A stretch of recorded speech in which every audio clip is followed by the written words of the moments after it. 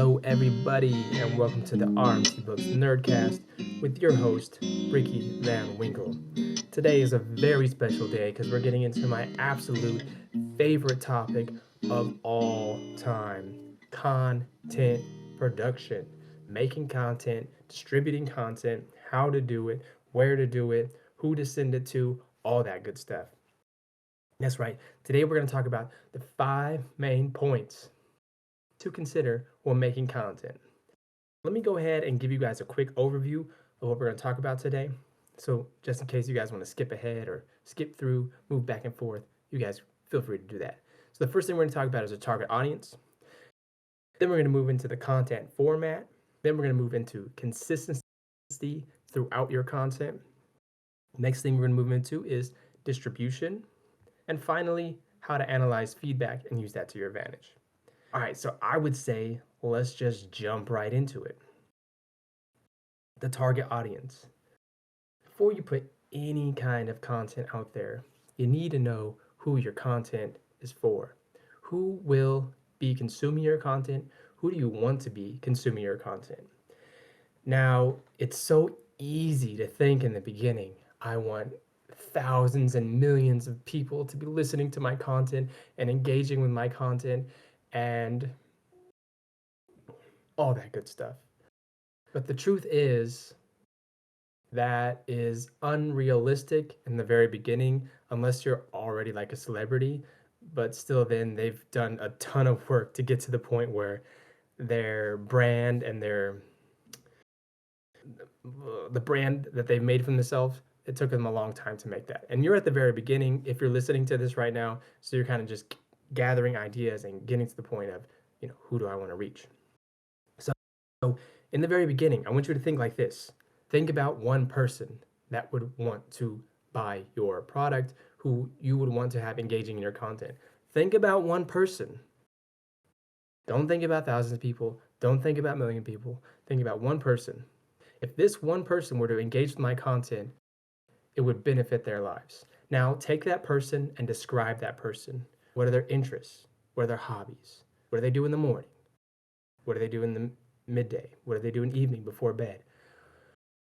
What is it about your content that would light an emotional spark inside of that person so that it draws to their basic human emotional needs? We need to be taking one person and ripping their heart out and making them feel something that they so strongly desire that they will engage with your content. Now, it's so much easier if you focus only on one person and get that description in there like that, so that you say that you're just talking to one person every time you make your content. And then that one person,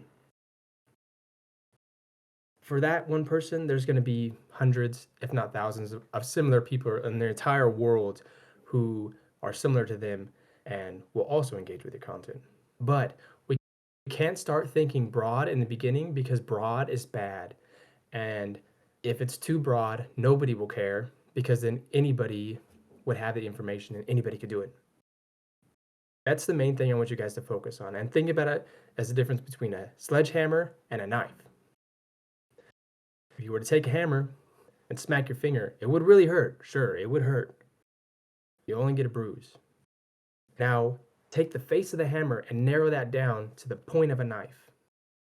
Now we're working with pressure here. Now we're applying pressure. Now take that same knife, and if you were to take it to your finger, a lot of bad things would happen very quickly. Life-threatening things would happen very quickly. I know this is getting graphic here already, excuse me, but that's the difference between using a hammer and a knife. And that's the difference between targeting a large group of people compared to targeting one person. All right, enough on target audience. Talked about it enough. You guys have any questions, feel free to reach out to me. Of course, leave a comment on YouTube, also on Instagram, RMT Books, or you could go to Twitter, RMT Books over on Twitter, and just start a discussion. The Discord channel for RMT Books is up and running. Hop in there, write down what you learned, write down your questions in the appropriate chat, and we'll just go ahead and start a discussion on all this stuff over there also. Next, let's move into format. And by format, I mean, what kind of content are you producing? Do you have pictures? Do you have texts? Do you have videos that you want to put out? Do you have blog posts, podcasts? All that is going to depend on where you are in your journey. And for one format of content, you should have others to back it up. So, in that sense, I'm saying that let's think about where the customer is on their journey. If you're at the very beginning, you're trying to attract new customers. Now, assume you only have 3 to 5 seconds to grab their attention, hook them, and pull them in to your content stream, to your content that you've built up. And you're going to have several layers of content, and it's going to be layered as far as starting out with small content, moving to big content, and then underneath the big content, we're going to have our sale or our product. Okay, so we'll start with the small content, and that's going to be like a graphic and text as far as maybe like 100 or 50 words of text. Okay, we start there, and you definitely want to get that kind of content, that format of content on some kind of scheduler so that's posted automatically and it's just always running. And that'll be easy enough to do. You could set up, 30 pictures and 30 times 50 words with hashtags and have that set up on like an Instagram and a Twitter so that it's automated, ready to roll out. And if you're looking and questioning how you can automate your social media, go ahead and just reach out to RMT Books. We'll help you guys set up an automation system that can post your content for you. But that's where you want to start. Get that out there, set up your easiest content first, and have that working in the background so that you can work on the bigger pieces of content. Like a next bigger piece of content would be a blog post. Now, blog post, you're going to need in the very beginning, you're going to need about 30 blog posts. And I'm just assuming that if you have limited resources, it's going to take you about 4 to 5 hours to write a blog post, 2,500 words or so. And you're gonna have to do that every day for 30 days.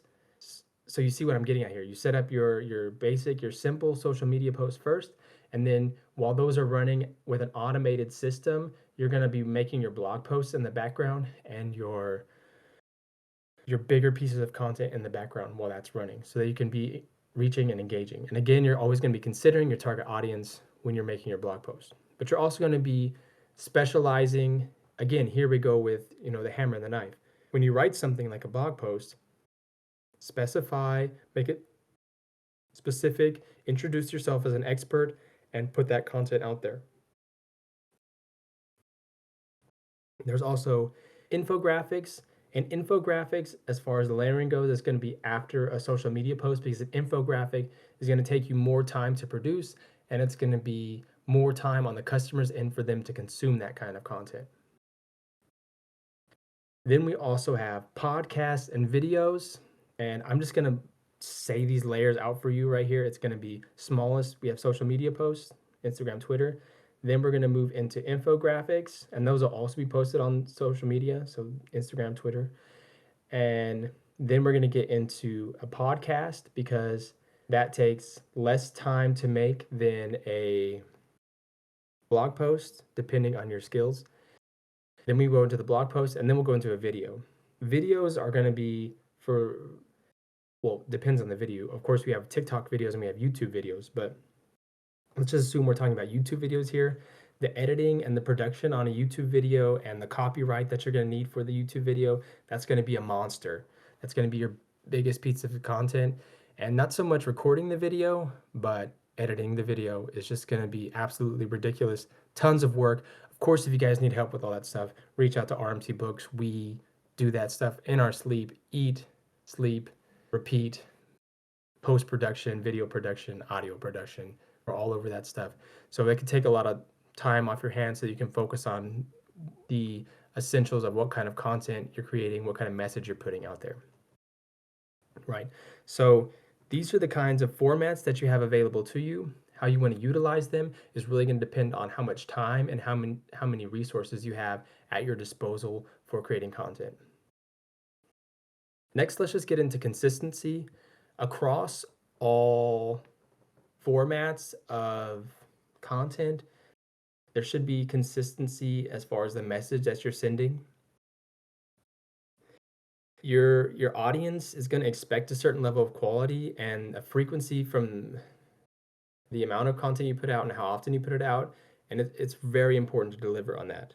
So before you go getting started saying, I'm going to do this, and this, and then you start working on one thing, it's once you're working on one thing, you can't work on anything else, and all that's going to fall behind. So best thing is first make a schedule of what you want to do, when you want to do it, estimate how much time it will take, estimate the resources you'll need to accomplish that, and then go ahead and say, okay, this is something that I can execute, and start executing from there. But the audience is going to expect, of course, that level of quality. So when you're just starting out, it's hard to get from a starting point to a certain level of quality. And if you go ahead and look at projects that RMT Books has done in the past, we started doing this over 3 years ago, and the level of quality has always improved over well over 3 years. But that was mainly through trial and error and failing a lot and just learning how to utilize different tools within the resources that we have. So definitely you're going to want to be consistent, and once you have something and you want to stick with it, then you need to set up that schedule and just put something out there. As far as the quality goes, the quality is going to be what it is unless you're using an outside resource who already has experience in that area. You can't be the best graphic designer and the best audio producer and the best video editor and the best copyright writer at the same time in the very beginning. It takes a lot of work to get the level of quality in every area up. So, just stay focused on it, keep working at it, see how you can utilize the resources you have, see how you can leverage your position as you start getting into the game to improve the quality of your content. And then we're going to make sure that you have a simple message. So we haven't gotten to the message of your brand or of your company yet. We haven't gotten to that. It's like an elevator pitch. So 2 to 3 sentences, preferably one sentence that describes your brand and what your goal is really fast. That's going to be the core of what you're trying to put out there to everybody. You're going to want to stick with that and have that message somehow portrayed in everything you put out so that any customer can differentiate you from everybody else. And that is the message you're going to carry through all of your content. So we talked about the content calendar. We talked about how to improve the quality. The best way to improve quality is, of course, just keep doing it. Just stick with it. Do it again. Make another graphic. Write some more text. Check your grammar. Right. And then your tone and style of your writing and then of your pictures, that's going to come with sitting down and developing a vision for your brand and having some pillars and having a mission statement. And we'll get all to that in another Nerdcast. Today, we're just highlighting the biggest points because I really wanted to talk about content today. Like, just woke up itching, like, okay, how are we going to talk about content today? What are we going to do? I'm so excited to be here with you guys. If you guys are at the beginning, if you guys are starting something, if you're putting content out there already and want to look at the quality and want to look at the message that you're putting out there, just reach out to RMT Books, leave a comment, go on Discord to the RMT Books Discord channel, hop up in the chats and the channels, get up in there, talk with us. Let's see what we can do to improve where you are right now and what you're doing. Next thing we're going to talk about is distribution. Distribution. You could have the best content in the world, but if no one sees it, it's worthless. So all these ideas, like let's look at myself real quick, all these ideas that I have in my head, things that I think about, they're nothing, absolutely nothing, until you put them out there for everybody to see. And even then, they might still be nothing because the idea was maybe worthless. And for me, it was exciting because, well, I think all my ideas are exciting, but the rest of the world might think my ideas are garbage. And that's fine. That's fine because then we're just going to go and iterate and try to make that better and try to reach better and try to get in there and yank on those heartstrings and make the world a better place, one book at a time. Oh, now I'm just rambling on and on. When it comes to distribution, there are a few different channels to consider. Social media platforms like Instagram, Facebook, and Twitter are great for reaching a wide audience. And what I didn't say earlier is the wider the audience, the shorter the content. We're looking for those people to kind of grab and reel in. Email marketing, I'm not even going to get into that. You could also consider paid advertising such as Google or Facebook's to reach a larger audience. Now, the rule about paying is organic first, paid second. So once your organic content is producing an income stream, you want to reinvest that income stream in paid advertising, but don't get into that until you know that your stuff is working well. And if you're doing everything right, if you're doing your stuff right, then organic is going to reach a wide enough area of people that it will bring in money on its own without you investing in advertising. And that's when you know, okay, my content is up to par and I can start doing advertising like that. So that's distribution. Of course, we want to talk about making a distribution calendar. We already discussed what kind of contents are relevant for which platforms, and definitely distribution is going to be a big thing. Now, the last point is feedback. And we talked about that earlier when I said, I think all my ideas are great. I think all my ideas are the best ideas in the entire world and that they should all make $1 million. But the truth is that they don't, because they aren't the best ideas. And that is what I learned from the feedback. But there might be some little seed of truth to how good the idea is. You're just going to have to sift through, and RMT Books does this too, is just sift through the feedback and see what of your content, which part of your content was interesting, which idea did you have would get the best feedback from an audience. Take that idea that has the best feedback and build on that. Don't take something that has no likes compared to something that has 15 likes and keep building on the no likes just because you like that idea yourself. Unfortunately, it doesn't matter what idea you like as much as it matters what idea your customer likes. And the customer is always right. And the customer is always right because the customer is the one who's sending their money from their pockets to your pockets. So think on that. Focus on that when you're looking at feedback. And how do we get feedback? We have likes, we have retweets, we have comments.